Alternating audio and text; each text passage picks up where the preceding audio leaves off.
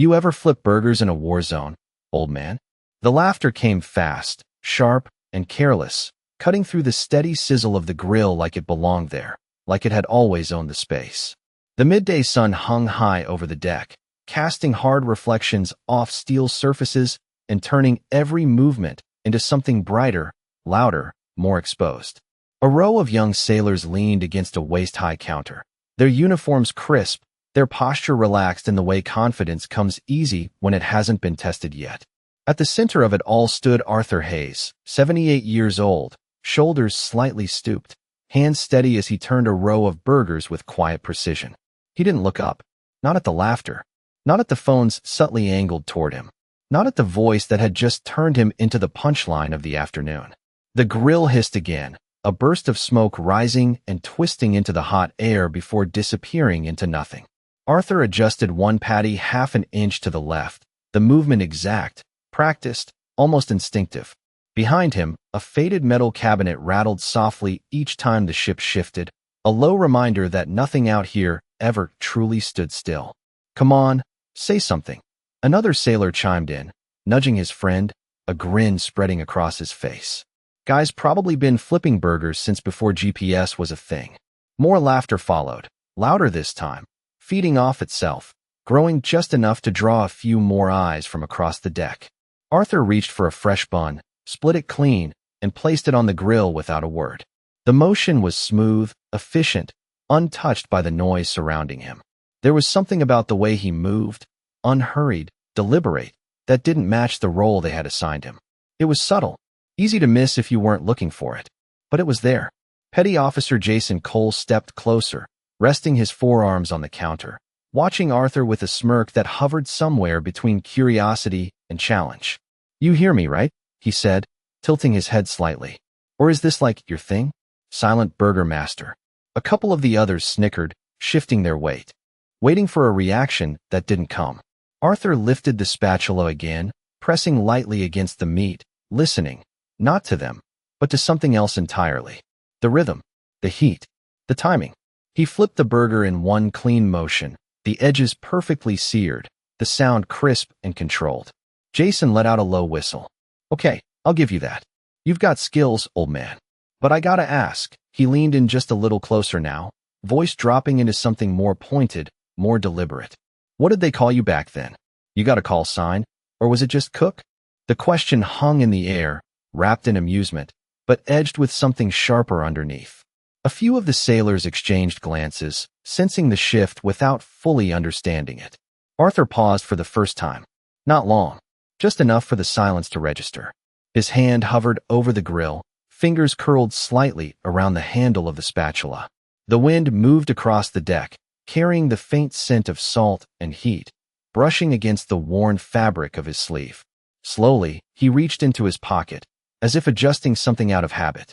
For a brief second, a small, weathered metal tag caught the light, dull, scratched, easily dismissed by anyone not paying attention. But it was there, and for reasons no one could quite explain, the laughter didn't come back as quickly this time. The tag caught the sunlight for less than a second before Arthur's hand closed over it again, but it was enough to change the air, subtle as a shift in pressure before a storm.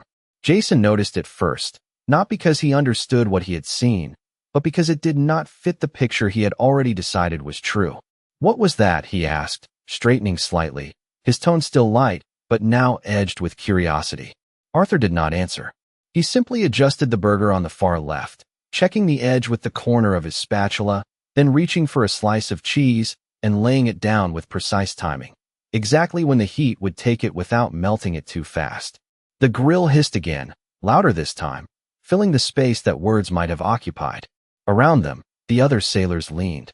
In just a little, their earlier laughter tapering into something quieter, less certain. One of them, a seaman apprentice named Tyler Brooks, shifted his weight and squinted toward Arthur's hand. "Looked like some kind of dog tag," he muttered, half to himself. "Nah," another replied, shaking his head. "Too small. And not regulation." Jason tapped the counter lightly with his fingers, his gaze still fixed on Arthur. "Come on, old man," he said, a little slower now. "You heard the question. Everybody who has been out there has something. A unit, a name, something they went by. He leaned closer, lowering his voice just enough to draw the others in. What was yours? Arthur lifted the top bun and placed it gently over the melted cheese, pressing it down just enough to settle everything into place. His movements remained steady, unchanged, but there was a weight behind them now, something that had not been there a moment before. He picked up a wrapped sandwich and set it on the counter in front of a waiting sailor without looking up. "Eat before it gets cold," he said quietly, his voice low and even, like gravel worn smooth by time. It was the first thing he had said since the laughter began. The words were simple, but they carried something that made the sailor hesitate before taking the tray. Jason exhaled through his nose, a faint smile returning as if he had regained control of the moment. "That is not an answer," he said. "You are dodging." Behind him, the ship's distant hum rolled through the deck, a constant mechanical heartbeat that no one usually noticed. Today, it felt louder. A shadow passed across the edge of the grill as someone stepped closer from the far side of the deck. Lieutenant Mark Reynolds had been standing there longer than anyone realized, his arms loosely at his sides, his attention fixed not on the sailors, but on Arthur. He had not intended to stop. It had been the laughter that caught his ear first, then the stillness that followed. Now his eyes narrowed slightly, not in suspicion, but in recognition of something he could not yet place. Arthur reached for the next patty, flipping it with the same clean motion, the same exact control. The metal tag remained hidden in his palm for a brief moment before he slipped it back into his pocket, almost as if it had never been there at all. But Reynolds had seen it. Not clearly, not enough to identify it, just enough to know it did not belong to a man who simply flipped burgers for a living. The wind picked up across the deck, tugging lightly at loose fabric, carrying the faint scent of fuel and salt water through the air. Jason followed Arthur's movement with his eyes, then shook his head, forcing a short laugh as if to bring things back to where they had been. "All right," he said, louder now, turning slightly so the others could hear. "Let us make it simple. You got a call sign or not?" The question landed harder this time, stripped of its earlier humor, hanging there between them. Arthur did not look up. He simply reached for the next bun, split it clean, and placed it on the grill, the sound of contact sharp and deliberate. Somewhere behind them, Lieutenant Reynolds took a slow step forward, his gaze fixed, the faintest crease forming between his brows as the pieces began, slowly, to move into place. The question settled over the grill like heat that refused to rise, pressing down instead of lifting away, and for a moment even the background noise of the ship seemed to fade, as if the deck itself was waiting to see what would happen next.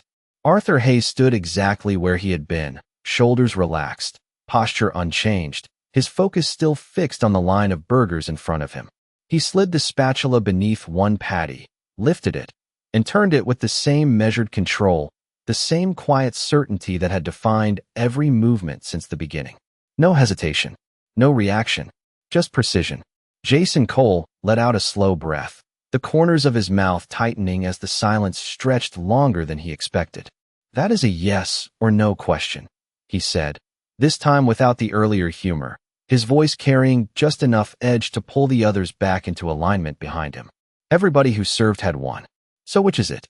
A few of the sailors shifted their stance, their confidence no longer as loud, their attention narrowing in ways they could not quite explain. Tyler Brooks glanced toward Arthur again, his eyes lingering on the pocket where the metal tag had disappeared. "Maybe he just does not want to talk about it," he offered quietly, though the words lacked conviction. Jason shook his head. "That is not how this works," he replied. "You do not just walk around on a Navy deck and act like you have a past, and then say nothing." Arthur reached for a clean tray and set it down with a soft, controlled sound, aligning it perfectly with the edge of the counter before placing another finished sandwich on top. "People say a lot of things," he said, his voice low and steady, not raised, not defensive, just present. The words were simple, but they landed with a weight that did not match their size. Jason leaned in again, closer now, trying to pull something out of him, something that would restore the balance he understood. "Yeah," he said, nodding slowly. "And some of them back it up." He tapped the counter once more, sharper this time. "Call sign." What was it? The wind shifted across the deck, carrying a sharper note of salt and metal, tugging at loose fabric and brushing against the edges of the scene. Arthur's hand paused again, just briefly, hovering over the grill as if measuring something no one else could see. Then, without looking up, he spoke. "You would not recognize it," he said. No anger, no challenge, just a statement. It was not dismissive. It was not defensive. It was final in a way that made the space between them feel smaller. A few of the sailors exchanged glances, uncertain whether to laugh or let it pass.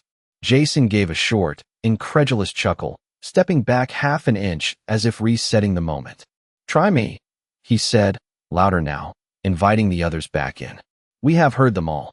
Behind them, Lieutenant Mark Reynolds took another step forward, his boots making a soft, deliberate sound against the deck. His eyes were no longer scanning. They were fixed, not on Jason, not on the group, on Arthur. The faint crease in his brow deepened as something clicked just out of reach, like a memory trying to surface through layers of time. Arthur slid the last burger into place, lined them up with quiet symmetry, then set the spatula down with a soft metallic tap. The grill continued to hiss, but the rhythm had changed. Slower now, more deliberate. He wiped his hands on a worn cloth, the motion unhurried, then reached once more toward his pocket. This time, when the small metal tag appeared, it did not flash and disappear. It rested for a moment in his open palm, dull, scratched, unremarkable to anyone who did not know what they were looking at. But Reynolds did not look away. The wind caught the edge of the tag, turning it just enough for a faint engraving to catch the light. His breath slowed, his posture tightening in a way that only someone watching closely would notice. Somewhere beneath the noise, beneath the laughter that no longer came, beneath the questions that had started all of this, something old and heavy began to move into place. The metal tag rested in Arthur's palm just long enough for the light to trace its edges, just long enough for the air around him to tighten in a way no one could explain. And then the world shifted, not on the deck, not in the movement of the sailors, but somewhere deeper, somewhere quieter, where memory does not ask permission before it returns. The hiss of the grill softened, stretching into something distant, something hollow, until it became another sound entirely, a low steady hum layered with voices carried through static, clipped, urgent, controlled. The heat of the midday sun gave way to a different kind of pressure, not oppressive, but constant, like the weight of responsibility measured in seconds instead of minutes. Arthur's fingers curled slightly around the tag, and for a moment he was no longer standing at a grill on a calm deck. He was standing in a dim command space lit by the glow of instrument panels, the air thick with tension that never quite broke, but never eased either. "Say again." "Actual, confirm vector." A voice crackled through the headset, sharp and precise, carrying the edge of someone who knew that clarity was not optional. Arthur did not rush. He never had. His voice, when it came, was steady, grounded, cutting clean through the noise without needing to rise. "Vector holds. Adjust. Altitude 500. Maintain spacing." There was no hesitation in the reply that followed, no questioning, just immediate compliance, the kind that only comes when trust has already been earned long before the moment demands it. Around him, figures moved with purpose, not frantic, not loud, each action measured, each decision part of something larger that did not leave room for error. The tag in his hand was not new then. It was already worn, edges softened by time, passed once across a narrow space with a brief nod that said more than any words could carry. "You keep this," someone had told him, voice low, certain. "It belongs with the one calling the shots." The memory did not linger. It never did. It came in fragments, sharp and complete, then receded just as quickly, leaving only the echo of what it had been. The hum faded. The voices dissolved. The controlled tension of that other place slipped away, replaced once again by the steady, familiar rhythm of the grill, the sound of heat meeting metal, the quiet shift of boots on the deck. Arthur's hand opened slightly, the tag once again visible in the sunlight, dull, scratched, ordinary to anyone who did not know what they were looking at. But Lieutenant Mark Reynolds knew enough. Not everything. Not yet. But enough. His breath slowed as the faint engraving caught his eye again, not fully readable from where he stood, but structured in a way that did not belong to anything casual, anything improvised. His posture straightened almost without thought, the relaxed stance replaced by something more deliberate, more attentive. Jason Cole, still waiting, still expecting an answer that fit the shape of his question, leaned forward once more, unaware of the shift happening just behind him. Well, he pressed, his voice sharper now, less patient. You going to say it or not? Arthur closed his hand around the tag again, slipping it back into his pocket with the same quiet motion, the same lack of ceremony. He reached for the spatula, though there was nothing left to turn, nothing left to adjust. The work was done. The question remained. For a brief moment, he looked up, not at Jason, not at the group, but somewhere. Past them, his gaze steady, distant in a way that suggested he was measuring something they could not see. When he finally spoke, his voice was as calm as it had always been. It was a long time ago, he said. No explanation, no embellishment, just truth, stripped down to its simplest form. Behind the line of sailors, Reynolds took another step forward, his eyes narrowing slightly as the pieces began to settle into something clearer, something heavier. The deck had not changed. The sun had not moved. The grill still gave off its steady heat. But the moment had shifted, and somewhere beneath the surface, the past was no longer staying quiet. The words settled with a quiet finality, and for a moment no one moved, as if the deck itself had decided to hold its breath, waiting for something that had not yet been said. Jason Cole exhaled slowly, the tension in his shoulders shifting into something sharper, less amused. Yeah, he said, nodding once, forcing a faint smile that did not quite reach his eyes. Everything was a long time ago. That does not mean it did not matter.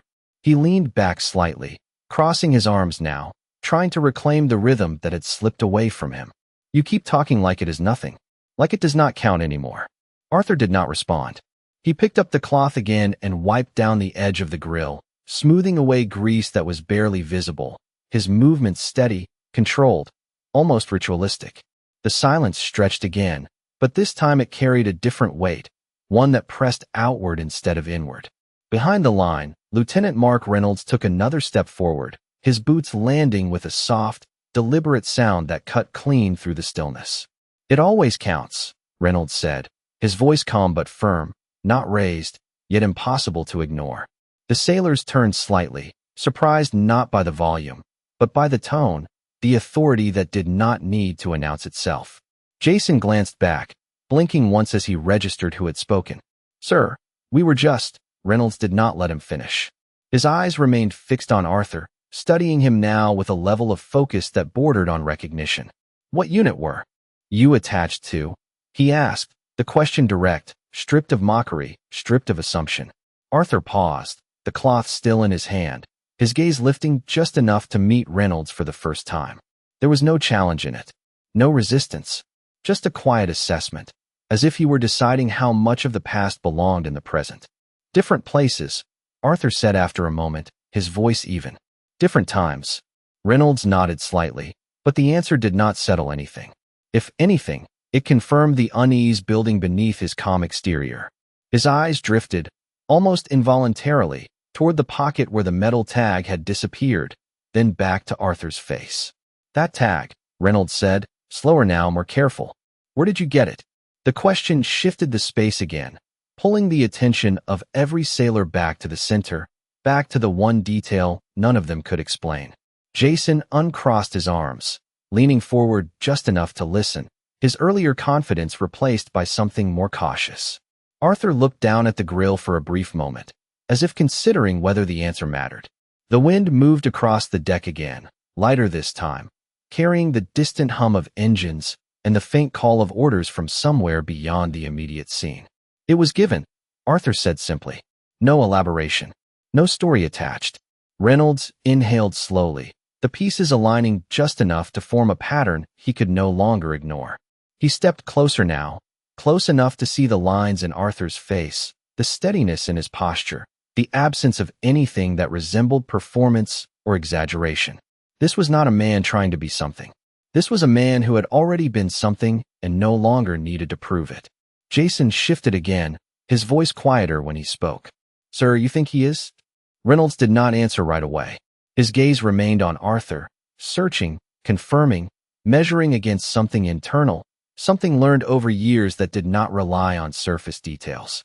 Finally, he spoke, but not to Jason. There are not many people who carry something like that without a reason, he said. The statement was calm, but it landed, heavier than anything said before. The sailors fell silent again, not because they were told to, but because something in the moment demanded it. Arthur set the cloth down, straightened slightly, and rested his hands on the edge of the counter. He did not look defensive. He did not look proud. He simply stood there, as he had from the beginning, steady and unshaken. And for the first time since the laughter had started, no one knew what to say next. The silence did not break all at once. It thinned slowly, like fog lifting off the water, revealing shapes that had always been there, but had gone unnoticed until now, and Lieutenant Mark Reynolds felt it more than he heard it. That subtle shift when a moment stops being casual and starts meaning something. He reached into his pocket, not abruptly, not with urgency, but with the quiet intention of someone who understood that certain questions did not belong on open air without confirmation. Jason watched him, confusion replacing the last traces of confidence, his eyes flicking between Reynolds and Arthur as if trying to understand what had just changed. Reynolds pulled out his phone, the motion simple, almost routine, but his expression was not. He stepped half a pace to the side, just enough to create a small distance from the group, and lowered his voice as he made the call. "Command, this is Lieutenant Reynolds," he said, steady and controlled. "I need a quick verification on a legacy identifier." There was a pause, the faint crackle of a connection stabilizing. Then a voice answered on the other end, professional, precise. Reynolds glanced once more at Arthur, then continued. "I have a metal tag, non-standard, appears aged, possible unit issued. I need to know if there is any record tied to a call sign." The sailors could not hear the response, but they could see the way Reynolds's posture shifted, the way his shoulders squared slightly, the way his attention sharpened into something focused and deliberate. Jason took a step closer, lowering his voice. "Sir, what is going on?" he asked, not defiant now, not mocking, just uncertain. Reynolds did not look at him. "Stand by," he said quietly, his tone firm enough to end the question without raising it. The wind moved across the deck again, lighter now, carrying the distant hum of operations continuing somewhere beyond their small circle, a reminder that the world did not stop for moments like this, even when they felt like they should. Arthur remained where he was, hands resting lightly on the counter, his gaze steady, neither avoiding nor engaging, simply present in a way that made everything else feel louder by comparison. On the other end of the line, something changed. It was not the words themselves, but the pause before them, the kind of pause that only happened when information mattered. Reynolds's eyes narrowed slightly, his grip on the phone tightening just enough to be noticeable.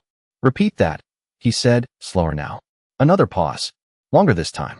The sailors exchanged glances, the unease building in quiet increments, no longer tied to jokes or questions, but to something they could not see or control.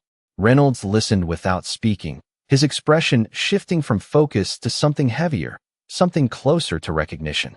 When he finally responded, his voice had changed. Not louder, not sharper, just more deliberate. "Understood," he said. He lowered the phone slowly, the movement controlled, as if he were setting something down that required care.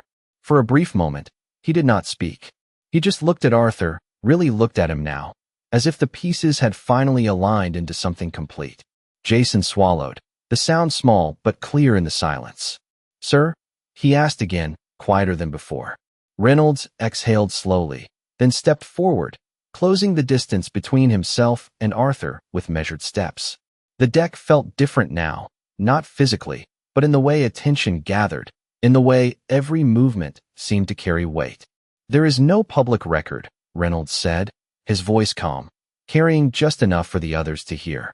"No standard listing. No accessible file." He paused, letting the words settle. "But there is a flag." The word landed heavier than anything that had come before. Jason's brow furrowed. "A flag?"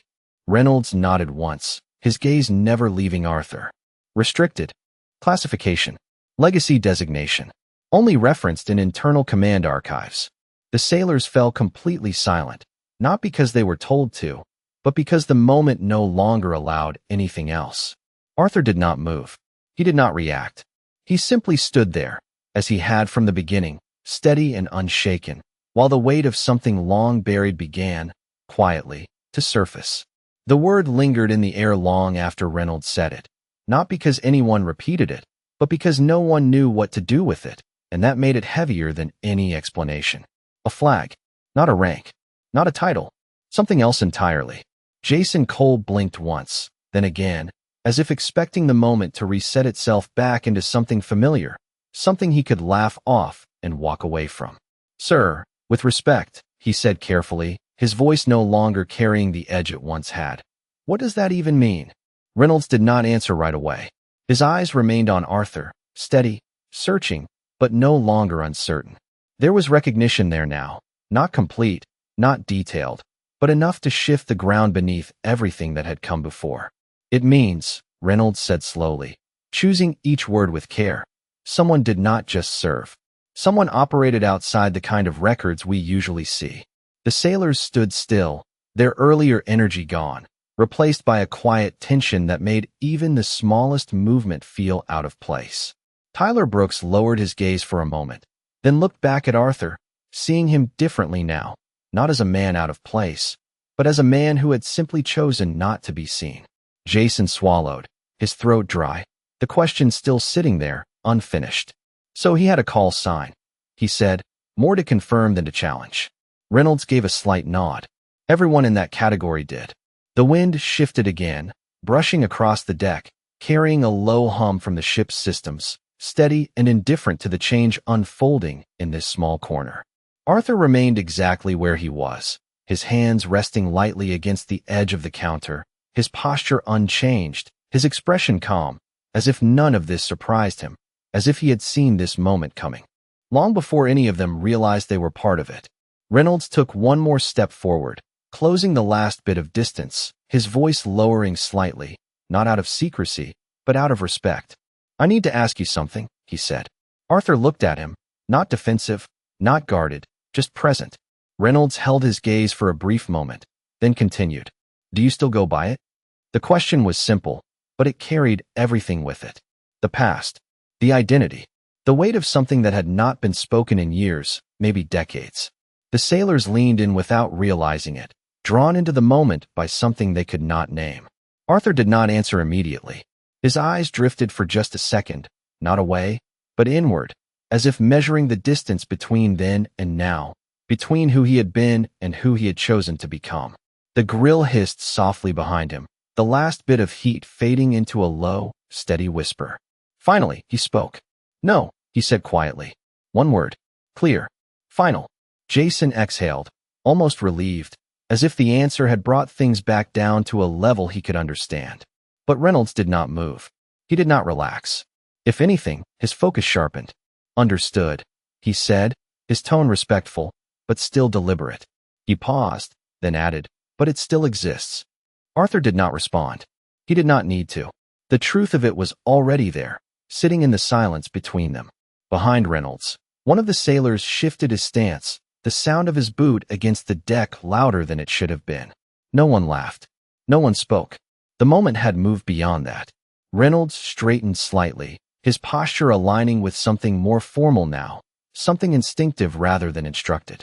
"Command is pulling deeper records," he said, his voice carrying just enough for the group to hear. "If there is a match, it will not take long."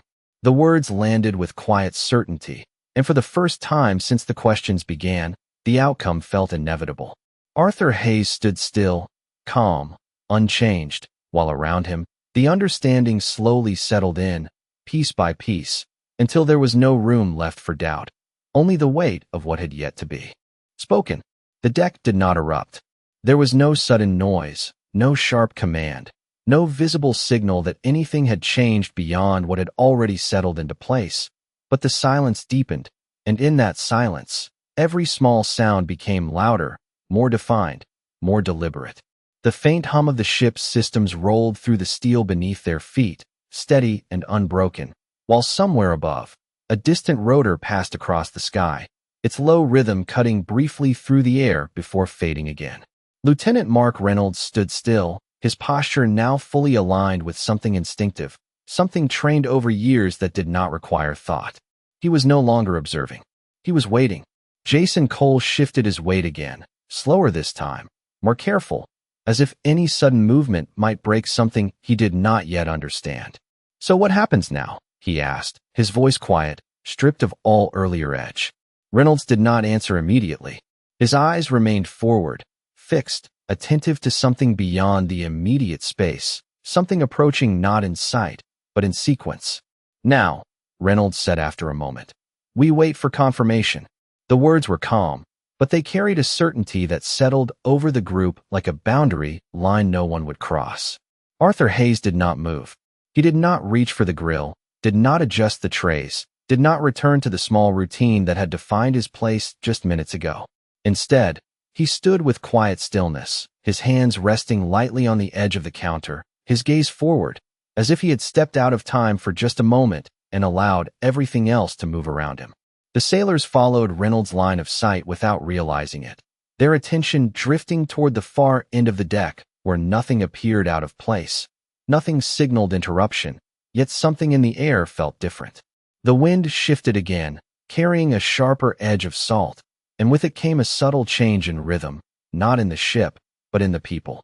A figure appeared at the far end, walking with measured steps, not rushed, not hesitant, each footfall deliberate, controlled, the kind of movement that drew attention without demanding it. The uniform was unmistakable, the bearing even more so. Conversations in the distance did not stop, but they softened, as if awareness spread in quiet waves outward from the approaching presence. Jason noticed it first in the way Reynolds straightened even further, his shoulders aligning with precise control, his stance narrowing by half an inch, the kind of adjustment that came from reflex, not instruction. "Sir," Jason murmured, though he did not finish the thought. He did not need to. The realization moved through the group in silence, each of them recognizing the shift without speaking it aloud. The figure came closer, the details sharpening with each step, the insignia catching the sunlight just enough to confirm what instinct had already told them. A senior officer. High command.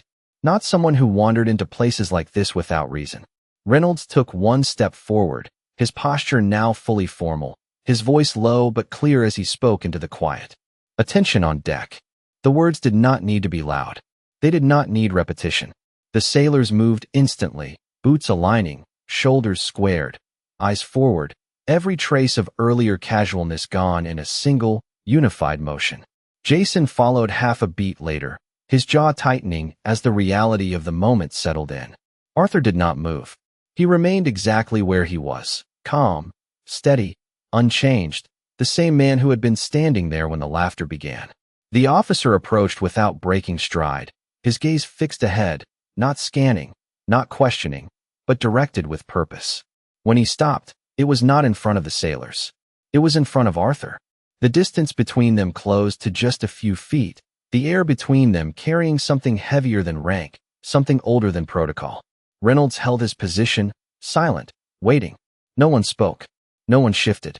The moment stretched, not uncomfortably, but with weight, as if it needed to exist fully before anything could follow. The officer looked at Arthur, not with surprise, not with doubt, but with recognition that did not need explanation. And in that stillness, before a single word was spoken, the entire deck understood that whatever came next would not belong to them anymore. The officer did not rush the moment, and that alone told everyone watching that this was not routine, not protocol, not something that could be reduced to rank or procedure. He stood there for a brief second longer than expected, his eyes steady on Arthur Hayes, as if confirming something that had already been decided long before he stepped onto the deck. Then, with a controlled motion that carried more weight than any command, he straightened fully and brought his hand up in a precise, deliberate salute. It was not casual. It was not symbolic. It was exact, held with the kind of respect that could not be mistaken. The air shifted, not loudly, not dramatically, just enough for every person standing at attention to feel it settle into place. Lieutenant Mark Reynolds did not move, but his posture sharpened by a fraction, his eyes forward, understanding the gravity of what he was witnessing. Jason Cole felt it hit him a second later, the realization landing without warning, without explanation, just a quiet certainty that everything he thought he understood about the man in front of him had been incomplete. Arthur did not react immediately. He did not mirror the salute. He did not step forward. He simply looked at the officer, his expression unchanged, calm, steady, as if this moment belonged to a different time, a different version of himself. The officer lowered his hand slowly, his voice measured when he spoke, not loud, but carrying clearly across the silent deck. "Permission to address you, sir," he said. The word hung there, unmistakable, directed not at rank, not at uniform, but at something deeper, something earned long before any of them had stood where they were now. Arthur exhaled quietly, the smallest shift in his posture marking the only visible response. "You do not need permission," he said, his voice low, even, unchanged. The officer gave a slight nod, acknowledging the answer, then continued, his tone steady but edged with something that bordered on reverence. "Command confirmed the identifier," he said. "Restricted archive. Legacy designation. Your call sign is still active in record." The sailors remained perfectly still, but the weight of the words moved through them, piece by piece, reshaping everything they had seen, everything they had said. Jason's jaw tightened, his gaze fixed forward, unable to look away, unable to fully process what had just been placed in front of him. The officer took a half step closer, closing the distance just enough to make the moment personal, not public. "It is an honor to stand in your presence," he said. There was no exaggeration in it, no performance, just truth, delivered without hesitation. Arthur held his gaze for a brief moment, then gave the smallest nod, the kind that acknowledged respect without inviting more of it. "That was a long time ago," he said quietly. The officer's expression did not change. "Some things do not expire," he replied. The words settled with a quiet finality, and for a moment, no one spoke, no one moved. The entire deck held in a stillness that felt earned rather than imposed. Then, without another word, the officer stepped back, returning to formal posture, giving one last precise nod before turning away with the same measured steps he had arrived with. The moment moved with him, not disappearing, but shifting, leaving something behind that would not fade. Reynolds remained at attention until the officer had cleared the immediate space, then slowly relaxed his stance, though the weight of what had happened did not lift. Around him, the sailors followed, their movements quieter now, more controlled, each of them carrying the same unspoken understanding. Jason Cole stood still for a second longer, then finally lowered his gaze, the earlier confidence replaced by something else entirely, something closer to respect.